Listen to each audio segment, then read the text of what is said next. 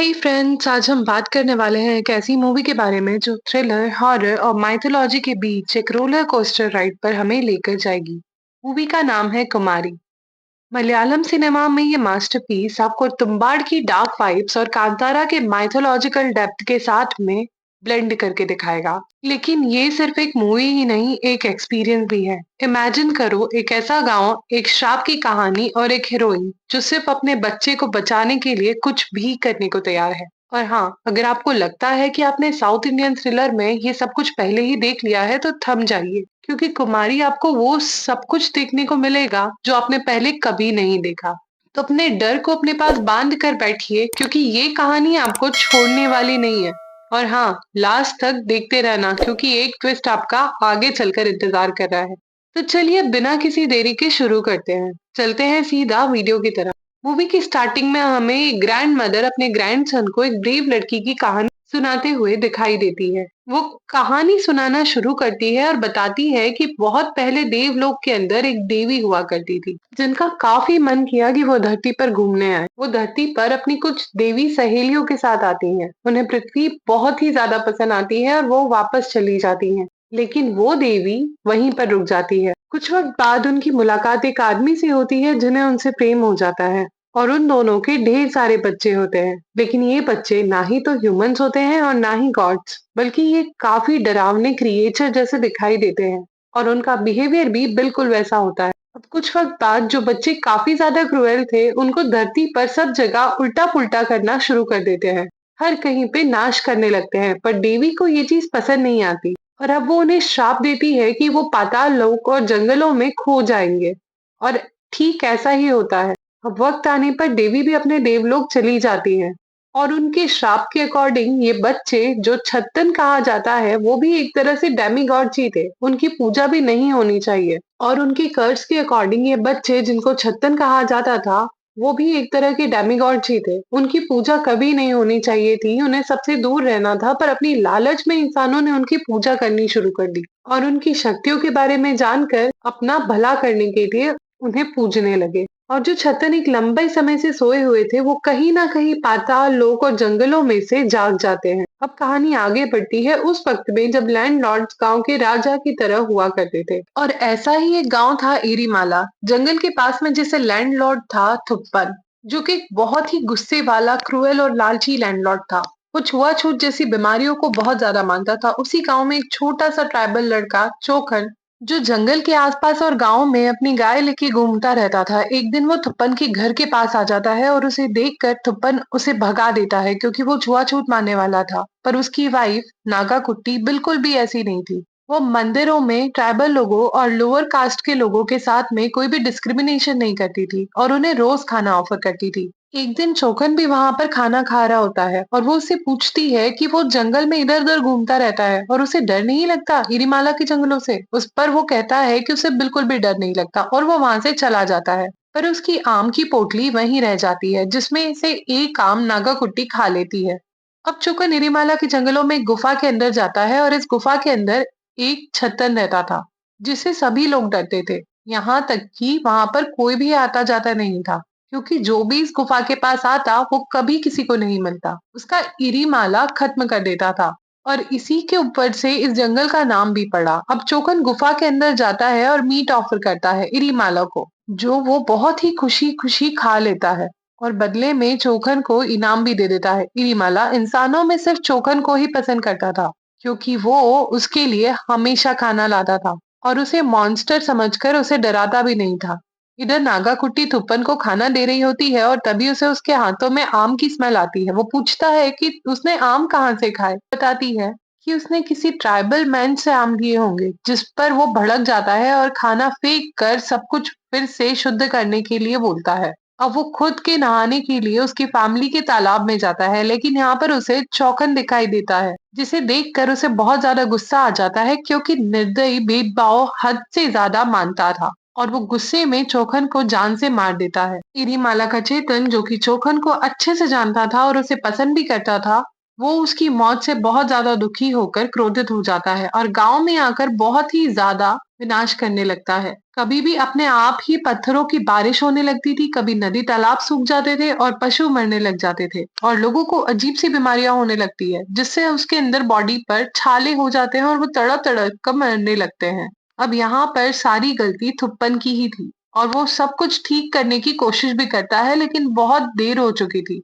और अब चेतन का कहर सभी जगह पर बुरी तरह से फैल चुका था और थुप्पन को खुद वही रोग हो जाता है और उसकी बॉडी पर भी छाले हो जाते हैं। अब सबसे पहले वो देवी की से विनती करता है कि सब ठीक हो जाए, लेकिन इस बार देवी भी असहाय थी। अब इससे बचने के लिए एस्ट्रोलॉजर और तांत्रिक से बात करता है और फाइनली अपने परिवार और गांव वालों को छत्तन के कहर से बचाने के लिए अपने खून से अंडरवर्ल्ड मतलब कि नीचे वाली दुनिया की गहराई से एक दूसरी पावर गुल्ली देवगन को सामान करता है और इसके बाद में असुरों देवों श्रापों और मंत्र से एक नई दुनिया बनाई गई जिसे कुमारी की दुनिया कहा गया।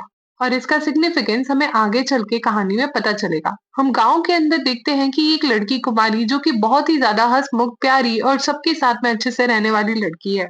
कुमारी और उसके भाई जयंत के माँ बाप बहुत पहले ही गुजर चुके हैं और तब से वो दोनों उनके अंकल आंटी के साथ में रहते थे। एक दिन कुमारी से उसके अंकल बोलते हैं कि उन्होंने उसके लिए पास ही के गांव में एक बहुत अच्छा रिश्ता देखा है और वो लोग काफी अमीर हैं। वहां पर कुमारी बहुत खुश रहेगी। पर जैन बोलता है कि वो सब कुमारी के लिए शादी करने की इतनी जल्दी में क्यों है और उन्होंने और अच्छे से जांच पड़ताल करनी चाहिए थी। जिस पर उसके चाचा बोलते हैं कि उन्होंने हर चीज को बारीकी से देखा है और सब कुछ सही है, रिश्ता काफ़ी अच्छा है और आगे बढ़ना चाहिए। कुमारी से उसकी चाची बोलती है कि उन लोगों को उन्हें पालने में कोई भी परेशानी नहीं है और वो उन्हें चाहती है। पर जब तक कुमारी की शादी नहीं होगी, तब तक जयंत की भी शादी नहीं हो पाएगी और वो जयंत को भी मना ले। अगले दिन कुमारी के बारे में जयंत से बात करती है कि वो शादी के लिए तैयार है और जयंत भी मान जाता है। इस पर वो कहता है कि उसने ध्रुव, जिसका रिश्ता कुमारी के साथ तय हुआ है, के बारे में बैकग्राउंड चेक किया है और अब उसके पिताजी इस दुनिया में नहीं है, उसके चाचा ही उसका ख्याल रखते हैं। साथ ही साथ उसका एक भाई भी है, जिसका नाम अच्युतन है और ध्रुव थोड़ा अजीब है। फिर अगले दिन सब लोग शादी के लिए तैयार होते हैं और कुमारी की शादी ध्रुव से हो जाती है। अगले दिन वो विदा होकर अपने ससुराल जाने लगती है। रास्ते में एक लेडी उसे रोक कर कहती है कि उसे उस गाँव में जाने की ज़रूरत नहीं है क्योंकि वो जगह शापित है, लेकिन चाचा-चाची वहाँ से ले जाते हैं। साथ ही साथ कोई अजीब-सी लेडी खड़ी होकर कुमारी से विदा कर रही थी और खुश होकर बोलती है कि पिछले 12 जनरेशन से इस चीज़ का इंतज़ार हमें था और अब सब कुछ जल्द ही खत्म हो जाएगा। इसका मतलब है हमें एंड में पता चलेगा। कुमारी के ससुराल के अंदर उसका स्वागत किया जाता है और अब हम चाचा ससुर को एक मुर्गी की बलि देते हुए देखते हैं, जो काफी अजीब सा रिचुअल था और वो ऑफरिंग गुल्ली देवगन की वर्शिप प्लेस पर रखी हुई थी, जो कि काफी पहले से ही उनकी फैमिली और गांव को प्रोटेक्ट कर रहे हैं। और ये जगह वही है जहां पर थुप्पन ने गुल्ली देवगन का समन किया था। अगले दिन कुमारी सब जगह घूम रही होती है और जंगल में घूमते हुए वो एक जगह पर आती है जहां पर उसे चोखन दिखाई देता है, जो कि बहुत सालों पहले ही मर चुका था। यानी वो उसकी स्पिरिट थी और वो उसके पास जाने लगती है, उससे अट्रैक्ट होने लगती है, लेकिन तभी उसकी सिस्टर इन लॉ वहां पर आ जाती है और उसे वहां से ले जाती है। दोनों उसकी फैमिली पॉन्ड पर जाती है और वहां पर सिस्टर इन लॉ उसे बोलती है कि वो कभी भी जंगल के अंदर ना जाए और इरीमाला की गुफा में तो बिल्कुल भी ना जाए। जिस पर वो पूछती है कि वहां पर क्या है और वहां पर क्यों ना जाए, जिस पर सारी कहानी बताती है, जो कि हमें काफी हद तक पता है कि कैसे कुमारी की दुनिया बनी, कैसे थुप्पन ने गुली देवगन का समन करके और रिचुअल करके उसे कहीं ना कहीं से सबको बचाया और तभी से गुली देवगन गांव को प्रोटेक्ट करने के लिए लगे हुए हैं। लेकिन इरीमाला अभी भी अपनी गुफा के अंदर है और वहां पर कोई भी नहीं जाता और अगर कोई जाता है तो वो कभी वापस लौट कर नहीं आता। और हमारी फैमिली जिसने छतन को परेशान किया था वो तो वहां पर कभी नहीं जाती।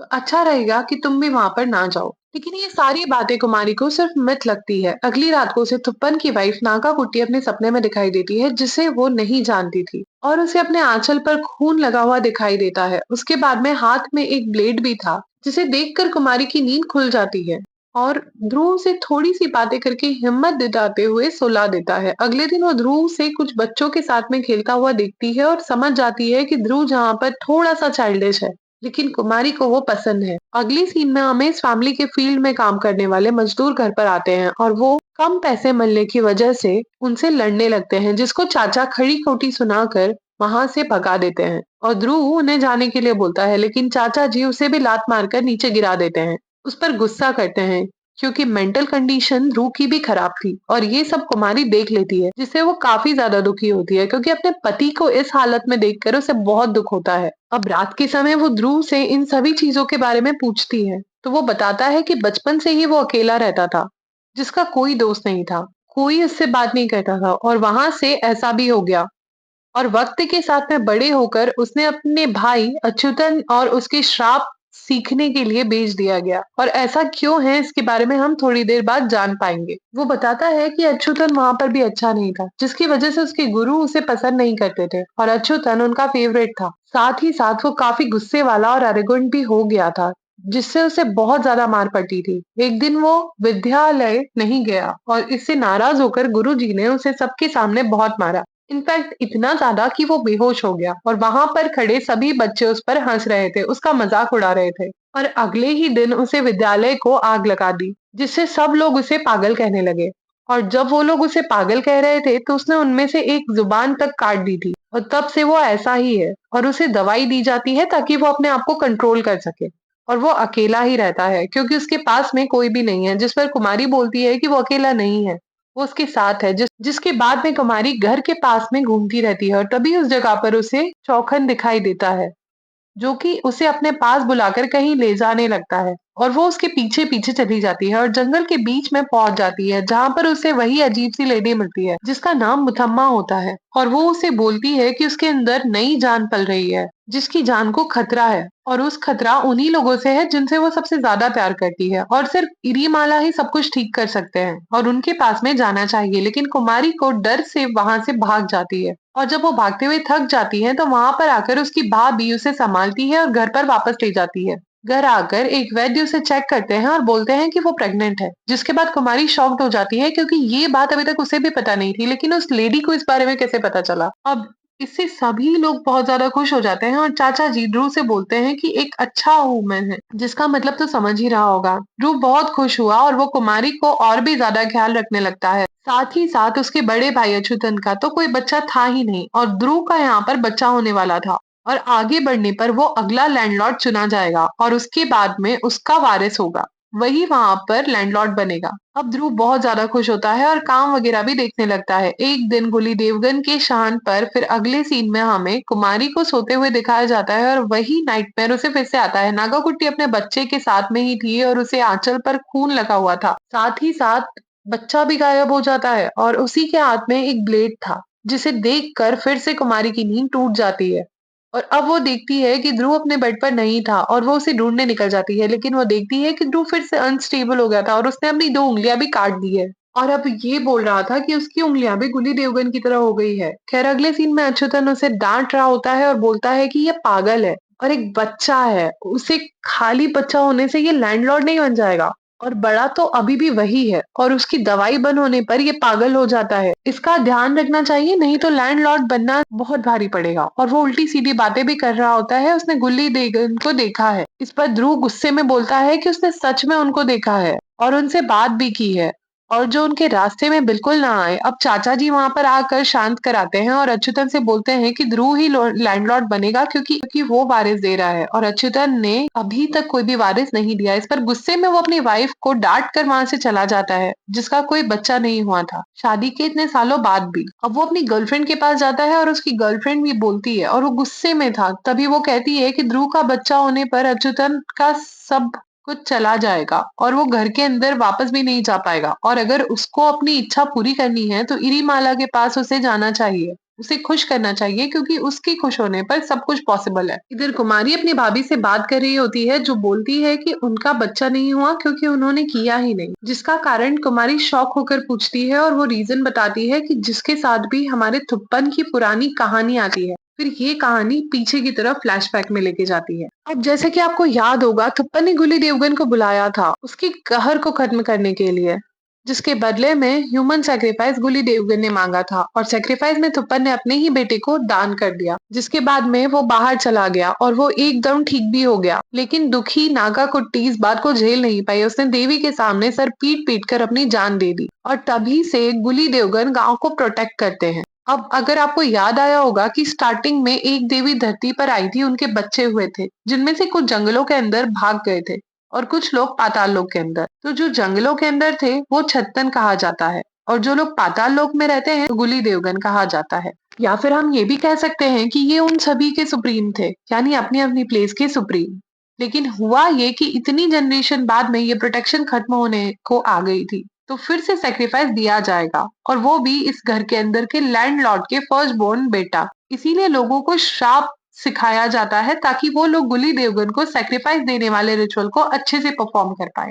और यहीं पर आपको कुमारी के नाइटमेयर्स का मीनिंग भी समझ में आ गया होगा कि नागा कुट्टी उसे यही बताना चाहती थी कि उसके बच्चे का सेक्रीफाइस करना पड़ेगा, और उसके साथ में भी यही होने वाला है। लेकिन इसी के साथ में शॉकिंग चीज ये थी, जब भाभी कुमारी को अट्टी के अंदर लेकर जाती है जहां पर उसे रोज राज मिलता था, यहाँ पर असल में थुप्पन पड़ा हुआ था, जो 12 जनरेशन पहले वाला थुप्पन, जिसकी बॉडी अब पूरी तरह से कमजोर हो चुकी थी, कंकाल बाहर निकल चुका था, क्योंकि अभी तक इतनी जनरेशन से वो वहीं पर है। लेकिन वो मर नहीं सकता था क्योंकि गुली देवगन ने उसे अमर कर दिया है, और सेक्रीफाइस के बाद में वो अभी तक जिंदा है, लेकिन तड़प रहा है मरने के लिए। वो आगे बोलती है कि सेक्रीफाइस और कहर को सिर्फ एक ही चीज रोक सकती है, और वो है इलीमाला। अब वो दोनों अटैक से नीचे आ जाते हैं और वो उन्हें वहां पर जाते हुए चाचा जी देख लेते हैं, और अगले ही दिन भाभी की डेड बॉडी वेल में पड़ी हुई मिलती है। कुमारी ये सब देखकर बहुत ज्यादा परेशान हो जाती है, और उसको मुठम्मा ने भी कहा था कि वो बच्चे को बचाने के लिए वो उसके पास आए, और वो वैसा ही करती है, मुठम्मा के पास चली जाती है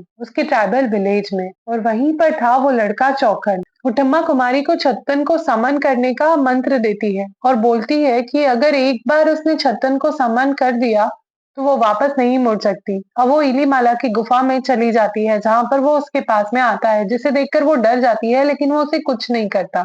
और यहीं पर हमें ये भी समझ में आता है कि वो बुरा आदमी बिल्कुल नहीं है, बल्कि ये देवता तो सबका भला चाहता है। लेकिन बस तुप्पन की गलती की वजह से वो बहुत ज्यादा गुस्से में है, और चौखन की मौत का बदला लेने के लिए वो बेताब है। वो उसे एक छोटी सी मूर्ति देता है और मुथम्मा कुमारी से बोलती है कि छत्तन उसके बच्चे की रक्षा करेगा। बस ये मूर्ति वो अपने घर में कहीं गाड़ दे और दोबारा उसे निकालने का सोचे भी नहीं। और अब वो होगा जिसे इंसान देखने की सोच भी नहीं सकता, और कुमारी वैसा ही करती है और वो मूर्ति को घर के अंदर गाड़ देती है। अब थोड़ा समय बीतता है और इलीमाला के श्राप की वजह से सब कुछ वापस आने लगता है। उस मूर्ति की वजह से ऐसा हो रहा था, कुली देवगन का प्रोटेक्शन कमजोर हो गया था। वो सभी लोग लैंडलॉर्ड से मदद की गुहार करने लगते हैं, जो सबके सामने ऐलान कर देता है कि अगला लॉर्ड ड्रू होने वाला है। वो सब कुछ ठीक कर देगा, छत्तर ने सबको प्रोटेक्शन देगा, जिसके बाद में सब उसके आगे झुक जाते हैं। और ध्रुव को ये सब कुछ बहुत अच्छा लगता है। चाचा जी अब ध्रुव को रिचुअल से वर्शिप करने के तरीके सिखाते हैं।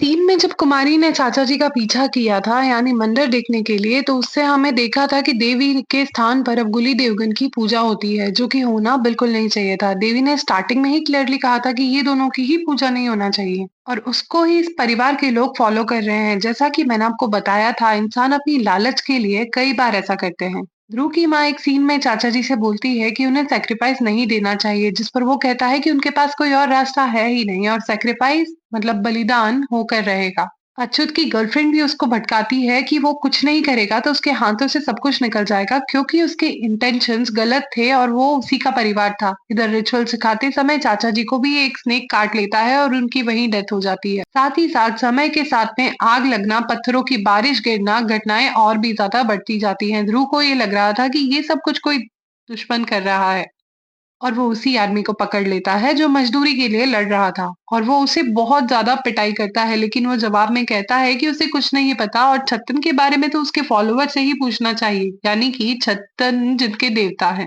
अगले सीन में वो स्ट्रिप के एरिया में पहुंच जाता है और वहां पर सभी लोगों और आदमियों के साथ में पिटाई करता है। उसका कहना था कि वो लोग उस गांव से दूर रहें और उनका छत्तन भी दूर रहे, जिसमें मुथम्मा बोलती है कि छत्तन ने कुमारी से वादा किया है कि वो उसके बच्चे की रक्षा करेगा। और ये सुनकर ध्रुव को गुस्सा और भी ज्यादा बढ़ जाता है। वो गुस्से में आकर कुमारी को डांटता है और बोलता है कि वो अपने बच्चे को बचाने के लिए कुछ भी करेगी, क्योंकि ये उसकी ड्यूटी है। कुमारी कहती है हाँ। तो ध्रुव कहता है कि गांव वालों को छत्तन से बचाने की ड्यूटी भी उसी की है। उसका भाई मर गया, चाचा मर गया, और धीरे धीरे इस घर के लोगों को छत्तन तक पहुंचा दिया जाएगा और सब कुछ खत्म हो जाएगा। लेकिन कुमारी अभी भी अपने बच्चे को बचाने की जिद में ही रहती है। वो बोलता है कि बलिदान होकर रहेगा, और वो कुमारी को अपने कमरे में बंद करके बाहर बलिदान के बारे में बोलता हुआ चला जाता है।